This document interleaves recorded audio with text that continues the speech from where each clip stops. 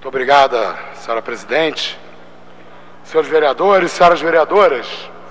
Bom, eu gostaria de iniciar a minha fala fazendo um apelo ao líder do governo, o vereador Guaraná, já que o governo está tão preocupado com a transparência, né, e o vereador Guaraná acabou de declarar que a CPI dos ônibus foi instalada porque o governo quer a transparência.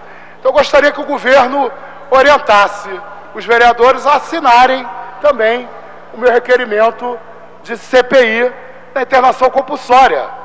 Ora, não é a transparência o método de trabalho do governo? Então vamos instalar também a CPI da internação compulsória. As denúncias são várias. Quem denuncia tem toda a legitimidade para denunciar. É o Conselho Regional de Psicologia, o Conselho Regional de Serviço Social, não é? Várias entidades de defesa dos direitos humanos, como a Comissão de Direitos Humanos da OAB, não é? Todas essas entidades e várias outras produziram um relatório denunciando, inclusive, a prática de crimes hediondos dentro das instalações onde acontece o acolhimento compulsório, né, e dentro das comunidades terapêuticas, mas, não sei, né, as massas não estavam nas ruas. Parece que o critério da transparência, do desejo de transparência da Prefeitura do Rio de Janeiro depende da mobilização das pessoas, né? Então, acho que se não é isso, vamos orientar a bancada do governo a assinar também a CPI da internação compulsória e a assinar, não é, tantas outras CPIs que sejam pedidas na nossa casa, né? Eu acho que, na verdade, com todo respeito ao vereador Guaraná, ele fez um discurso demagógico. Ele está, não é, tentando colocar como mérito do governo uma vitória que foi arrancada dessa casa pela mobilização da sociedade. E não é só aqui, não é, que de repente os políticos começaram a ficar sensíveis às aspirações do povo. Eu acho que a grande lição das 2 últimas semanas para o nosso país, o que muitas pessoas aqui, eu tenho certeza, lamentam muito, mas a grande lição é que com o povo nas ruas, as coisas acontecem. Com o povo nas ruas, prefeitos que num dia diziam que seria impossível abaixar o valor das passagens, no dia seguinte mudaram de ideia e abaixaram o valor das passagens. Eu acho que o principal recado que tem que ficar para a sociedade brasileira é que esse tipo de mobilização, ele tem que continuar, ele tem que perdurar no tempo. Quando o povo foi para a rua, nos anos 70, nos anos 80, ele derrubou a ditadura militar. Quando o povo voltou para casa, o neoliberalismo se instalou nesse país e o poder público voltou a se submeter, absolutamente a se submeter aos interesses do grande capital, aos interesses do poder econômico. Então está mais do que claro, a lição das ruas está dada. A única maneira, a única garantia que o nosso povo tem de que o poder público atenda aos seus interesses e às suas demandas é através da mobilização e da pressão nas ruas. Agora, é muito importante, e o movimento já percebeu isso, que as pessoas não saiam para as ruas apenas para protestar. É muito importante que o debate político tome todos os rincões do nosso país. Debates nas universidades, nas escolas, nos bairros, nas ruas, nas praças. Terça-feira, eu não vou esconder de ninguém, eu me emocionei ao ponto de chorar no Largo de São Francisco, vendo uma Assembleia Popular com mais de 3.000 pessoas reunidas para debater os rumos das mobilizações, debater democraticamente e apresentar as suas pautas. Isso é muito importante, porque tem um dado que eu diria sociológico, para a gente observar nessas manifestações, que é muito importante. Nós vimos, né, aliás, um comentário. Na semana passada, eu subi nessa tribuna, espantado de ver a maior manifestação de rua no Rio de Janeiro desde o impeachment do Collor. Logo depois, no dia seguinte, ou no mesmo dia que eu fiz esse discurso, eu fiquei mais espantado ainda, porque ocorreu no Rio de Janeiro a maior manifestação da história do país.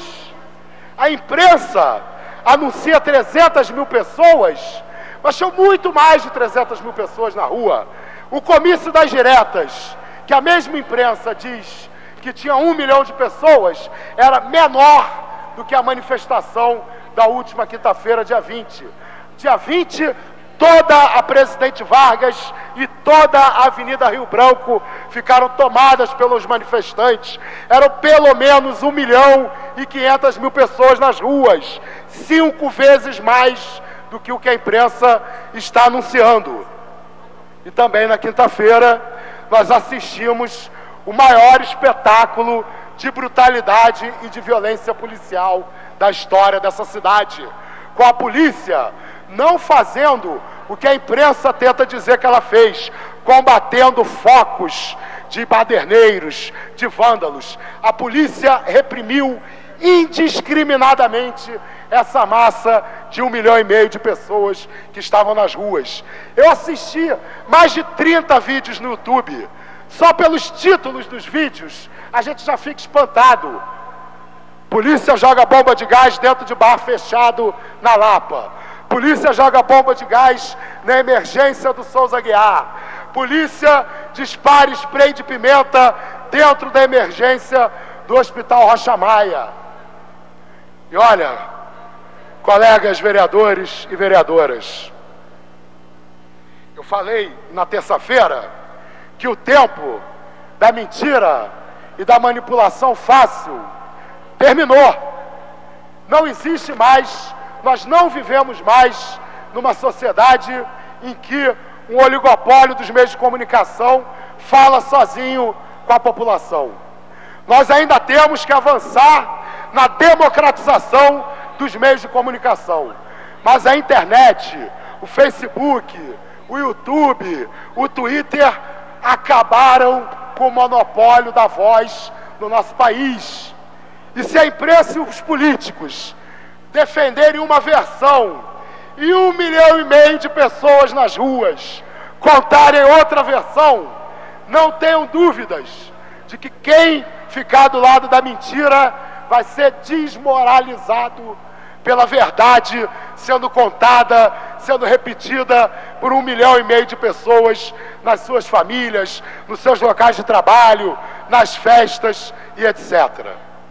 Um dado, para concluir, um dado muito importante sobre essas manifestações é que pela primeira vez em décadas não foi o PT, a CUT e a UNE que colocaram o povo nas ruas. Foi um acúmulo de insatisfações trabalhados por movimentos sociais que não abriram mão da luta, como o Movimento Passe Livre, o Fórum contra o Aumento de Passagens e o Comitê Popular da Copa e das Olimpíadas. Agora, como a esquerda tradicional está sendo rejeitada nas ruas, infelizmente, em todo o país, grupos organizados de fascistas foram para as manifestações para agredir os militantes da esquerda e os militantes dos movimentos sociais. Ainda bem que a grande massa não aderiu à violência contra os partidos. A grande massa está revoltada e estava sim aderindo ao canto de sem partido. Mas a violência foi organizada por grupos de extrema direita. E nós vamos dar o troco. Mas não é o troco nas ruas, não. É o troco na política. Vamos desmascarar esses grupos fascistas e vamos mostrar para a sociedade que, inclusive, boa parte da violência que está ocorrendo nas manifestações está sendo produzida por esses grupos fascistas com o objetivo de expulsar a esquerda das manifestações e de expulsar e de desmoralizar o movimento. Então, hoje estarei mais uma vez com o povo do Rio de Janeiro na grande passeata, que vai começar na Candelária, vai passar pela Cinelândia e vai terminar na porta do escritório do maior grupo de criminosos organizados do Rio de Janeiro, que é a FETransport.